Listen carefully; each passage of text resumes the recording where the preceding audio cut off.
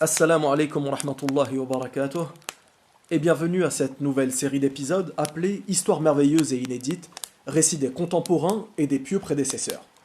Ce premier épisode sera dédié à cette histoire appelée Ne suivez pas les pas de Shaitan. Cette histoire est aussi le tafsir des versets 16 et 17 de la sourate Al-Hashr, sourate 59 du Coran. Dans la communauté des fils d'Israël, il y avait un dévot qui était l'adorateur d'Allah le plus fervent de sa génération.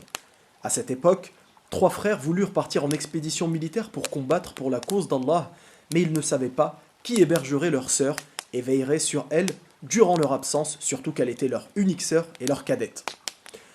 Ils consentirent de la laisser chez le dévot en question, puisqu'il était à leurs yeux l'homme le plus digne de confiance. Ils allèrent le voir et le prièrent de la laisser chez lui et sous sa protection jusqu'à ce qu'ils reviennent de leur expédition. Il refusa catégoriquement et se mit à implorer Allah de les éloigner de lui et à prendre refuge en lui contre eux. Ils ne cessèrent de le supplier jusqu'à ce qu'il accepte. Il leur dit « Mettez-la dans la chambre qui se trouve à côté de ma tour ». Ce qu'ils firent avant de s'en aller. Au début du séjour de cette fille dans cette chambre, le dévot lui apportait le repas qu'il posait à quelques mètres de sa porte. Il lui faisait signe de sa présence et quand elle sortait de sa chambre pour prendre le repas, il était déjà remonté dans sa tour. Satan accéda avec douceur à son cœur par la porte du désir de faire le bien. Il lui susurra que c'était une énormité que de laisser une jeune fille sortir de sa chambre en plein jour et lui fit craindre les risques qu'elle encourait si quelqu'un la voyait et tombait amoureux d'elle. « Pourquoi n'apportes-tu pas son repas jusqu'à le mettre au seuil de sa porte ?» lui suggéra Satan. « Allah t'en récompensera largement. » Il ne cessa de l'en persuader jusqu'à ce qu'il s'avança avec le repas et le mit tout près de sa porte sans toutefois lui parler. Satan lui laissait suffisamment de temps pour qu'il s'y habitue, puis l'aborda de la même manière que la première fois, à savoir le désir de faire le bien et de la récompense divine qu'il en résulte. « Pourquoi ne lui parles-tu pas » lui susurra-t-il. « Cela lui apportera beaucoup de réconfort. Pauvre fille, elle doit être triste et ennuyée d'être seule. » Il ne cessa de lui chuchoter cela jusqu'à ce qu'il cède à sa tentation et se mit alors à lui parler du haut de sa tour. Cela dura une certaine période avant que Satan ne vienne chuchoter « Qu'y a-t-il de mal à descendre de ta tour et venir t'asseoir près de sa porte, afin qu'elle puisse elle aussi te parler. Cela lui apportera beaucoup de bien et la réconfortera davantage. » Il insista pour qu'il le fasse jusqu'à ce qu'il finisse par s'exécuter. Ainsi, chaque fois qu'ils voulaient discuter ensemble, il s'asseyait au seuil de la porte de sa tour tandis qu'elle s'asseyait au seuil de la porte de sa chambre.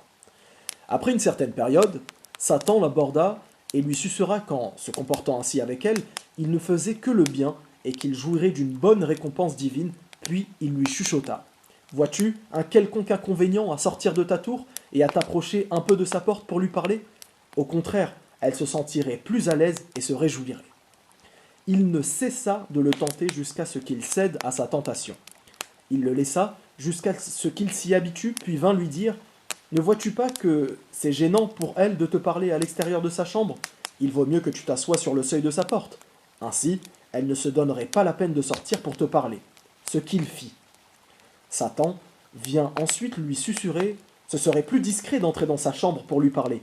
Ainsi, tu ne laisseras personne l'occasion de voir son visage. » Sous l'incessante instigation de Shaitan, il finit par entrer dans la chambre de la fille, puis il prit l'habitude de passer la journée avec elle dans sa chambre et le soir, il montait dans sa tour. Shaitan se mit alors à la parer à ses yeux jusqu'à ce qu'il touche sa cuisse et l'embrasse. Il continua de l'exciter et de la rendre belle à ses yeux jusqu'à ce qu'il commette le péché avec elle, la fornication.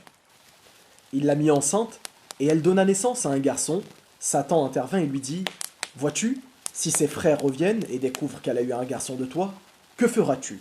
Ils te dénonceront devant tout le monde et tu seras couvert de honte et d'ignominie.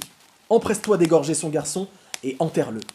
Je pense qu'elle gardera le secret parce qu'elle aussi a peur que ses frères ne soient au courant de cette affaire. » Ce qu'il fit. Shaitan lui susurra ensuite « Penses-tu qu'elle taira à ses frères le mal que tu lui as fait et le meurtre de son garçon ? Égorge-la elle aussi et enterre-la avec son garçon. » Sous son incessante instigation, il l'égorgea et la jeta dans une fosse avec son garçon.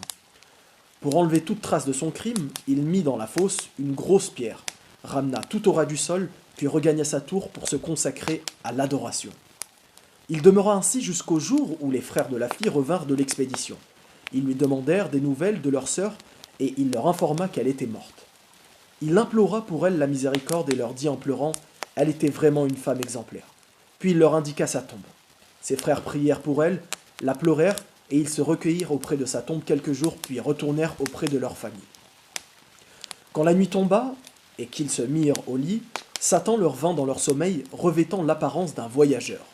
Il commença par l'aîné et l'interrogea au sujet de sa sœur.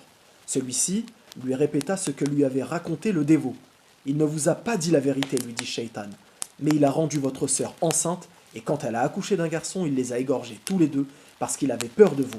Ensuite, il les a jetés dans une fosse qu'il a creusée derrière la porte de la chambre où elle logeait et plus précisément à ta droite quand tu y rentres.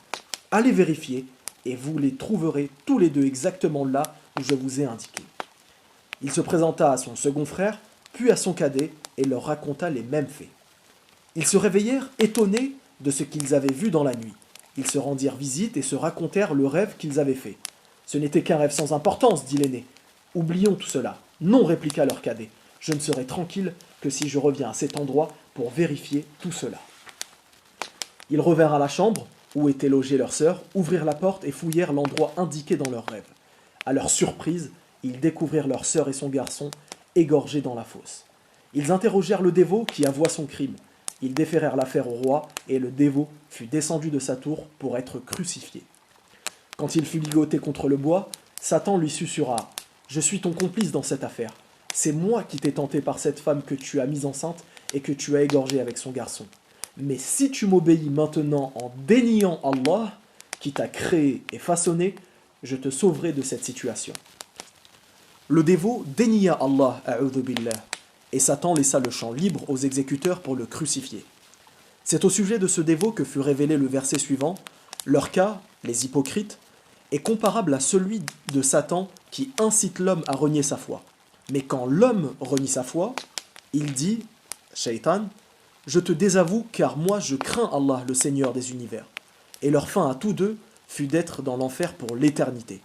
Telle est la rétribution que méritent les injustes. Assalamu alaikum wa rahmatullah.